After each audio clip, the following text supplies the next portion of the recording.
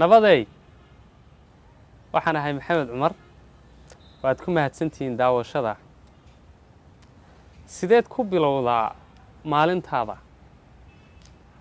maxaad qabataa markaad toosto maalin walba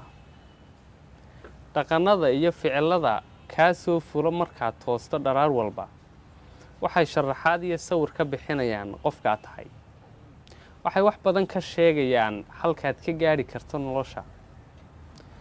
waxa sidaad u dhaqanto markay bilaabmayso maalintaadu laga saadaalin karaa suurtagal ahaanshaha waxaad rabto iyo inaanay suurogelayn saacadda ugu horeysa maalintaadu waxay sharaxaad wanaagsan ka bixisaa shakhsiyaddaada si guud iyo waxyaabaha kuu suuragala iyo heerka nololeedeed gaari karto wax badan waxa wax kaa sheegi karaa qofka kula joogay ama kaa agdhowaa muddooyinka aad soo toostay saacadaha maalintu ku bilaabanto waxa loogu yeedhaa saacadaha horu socodku uu bilowga yahay ama saacadaha dibudhacu uu bilowga yahay maalintaadoo dhan waxa jaangoysa siday u ekaanayso iyo ruuxda yeelanaysa maalintaadu sidaad u dhaqantay iyo waxyaabahaad ku bilowdo maalintaada saacadaheega iyo midhadhada ugu horreeya sidaad u dhaqanto sida aad u kacdo goorta aad kacdo waxa aad ku kacdo fikirka iyo adduun aragga aad la toostaa dhammaantoodba waxay bilow u yihiin ama waxay sargoynayaan sida u ekaanaysa maalintaada inteeda kaloo dhani marka aad toosto eed hurdada ka soo kacdo dharaar walba maskaxdaadu waxay shaqaynaysaa marka cabirka maskaxda la eegayo 10.5 weight cycles ilbiriqsigiiba taasoo micnaheegu yahay waa marka ay ugu wax qabsi og tahay caqlul baadinka ama qaybta dambe ee maskaxdaadu waa marka ay maskaxdaadu ugu aqbali og tahay wax kastoo la amro waa maray sii furan tahay caqlul baadinkaaga maadaamaad hurdo ka soo kacday sidaa darteed 20 midhidh ee ugu horeeya maalintaada waxaad ku fikirto ama waxaad maqasho ama waxaad aragto ama waxaad samaysaa wuxuu maamulayaa maalintaada inta ka hadhay oo dhan waxaa arrin la isla gartay oo la caddeeyey ah in waxa kuugu horeeya markaad toosta ee maskaxdaada galaa uu saydaraynayo ama uu maamulayo dhaqannadaada iyo ficiladaada maalinta inta kaaga hadhay oo dhan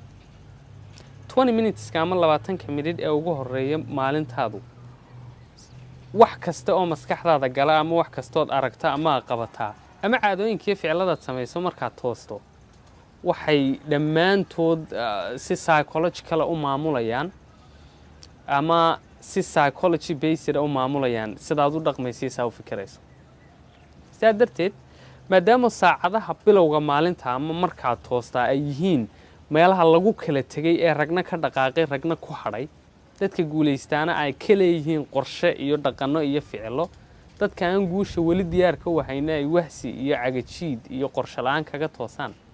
hadday halkaa taallo ubuucda maalintaadu noloshaaduna ay tahay maalmo yar oo laysku geegeeyey maalmihiina saacadaha ugu horeeya toostaa ay maskaxdaadu kolba sida loo barnaamijyeeyo loo qorsheeyo u saamaynaysa maalintaada maxaa diidaya inaynu nidhaahno maalin walba noloshaada oo dhanba waxa saamaynaya marka aad toosto waxaad qabato guulaystayaashu qorshe iyo dhaqanno iyo caadooyin bay leeyihiin markay toosaan waxaa jira 6 caado oo aan idinka soo ururiyey kadib markaan darsay dadka hore u kacay ee nolosha guulo caqiibo la ka gaadhay qaybaha kala duwan ee nolosha laakiin aan ka horreysiiya 2 xikmadood oo aad u cajiiba oo muujinaya sidaad u dhaqanto iyo caadooyinkaad leedahay markaad toosto iyo waxyaabaha si joogta aad u samaysaa inay yihiin natiijada nolosha kaaga soo noqonaysa Aristotle inaad aad u garanaysaan ayaa eri cajiiba ka yidhi sidaad u dhaqmaysaa siday u saamayso natiijooyinkaad nolosha ka helayso wuxuu yidhi waan soo kuwood garanayaa innagu waxaynu nahay waxa aynu si joogta ah ugu celcelinno sidaa darteed excellence-ku sarreynta iyo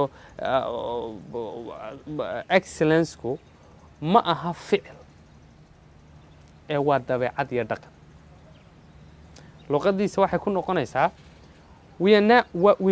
are what we repeatedly do. Excellence then is not an act, it is a habit. Dhaqan iyo caado aad leedahay oo joogtaysay ayaa sababaysa inaad nolosha darajooyin lama jeerta ka gaadho. Caadooyin baa lagu hantaa guusha iyo sarreynta iyo dhaqaalaha fiican iyo nolosha farxad iyo deganaanshaha leh iyo nolosha saaxiibada iyo dadka ku jecel ee dadna jeceshahay ka buuxaan. waxaa lagu kasbadaa oo lagu gaadhaa dhaqan suuban iyo caadooyin aad joogtaysay oo togan. sidaasi la mid ah khabiir arrimaha horumarinta aadamaha aad loogu yaqaano oo Jim Jones la yiraahdo ayaa isaguna xikmad aan ka soo dheegtay u dhigan tahay sida tan. guushu ma aha guushu waxa weeyaan waxaad soo jiidatay ood ku soo jiidatay qofka aad tahay darteed. haddii luuqadiisaan ku sheegno waxay noqonaysaa success is something that you attract by the person you became. guushu waxa weeye arrin ama shay aad ku soo jiidato qofka aad tahay. halkaa waxay nooga caddaanaysaa sidaan u dhaqanno iyo caadooyinkeennu haddii aanay la jaan qaadayn oo ayna la ayni ahayn waxaan rabno inaanay marnaba suuragal ahayn inaad hesho waxaad rabto. halkaa waxay nooga soo baxaysa inay waajib tahay waxaad rabtaa siduu u weyn yahay inaad u weynaato. haddii aanad wax badan haysan noloshaada adigaan wax badan ahayn. haddii aanad meel weyn joogin adigaan wax weyn ahayn. sidaa darteed adaa isku noqonaya. waxaad wax ka beddelaysaa sidaad u dhaqanto. waxaad u weynaanaysaa waxaad rabtaa siduu u weyn yahay. waa inaad u badataa waxaad rabtaa siduu u badan yahay. waa inaad u ekaataa ood u qaabaysan tahay. waxaad raadinayseed nolosha ka raadinayso dhigiisa waa inaad noqotaa ama siduu u weyn yahay uu u qurux badan yahay uu u sarreeyo waxaad nolosha ka raadinaysaa. waa inaad yeelataa dhaqan iyo ruux iyo shakhsiyad qaabka iyo noocaasa. halka la isku dhaafay ee lagu kala tegayna waa caadooyinka iyo ritualska maalintu markay bilaabmayso uu qofku samaynayo. in yar dib ugu noqon maanta markaad soo toostay waxaad qabatay. 3 cisho ugu dambeysay wixii aad qabatay markaad soo toostay dib ugu noqon. wiigii la soo dhaafay oo dhan sideed u toosaysay. caadooyinkaaga iyo waxyaabaha samaysay ee qabatintay markaad toostaa ma yihiin waxyaabo u dhigma oo ku gaadhsiin kara waxaad nolosha ka raadinayso mise maya? sir weydii.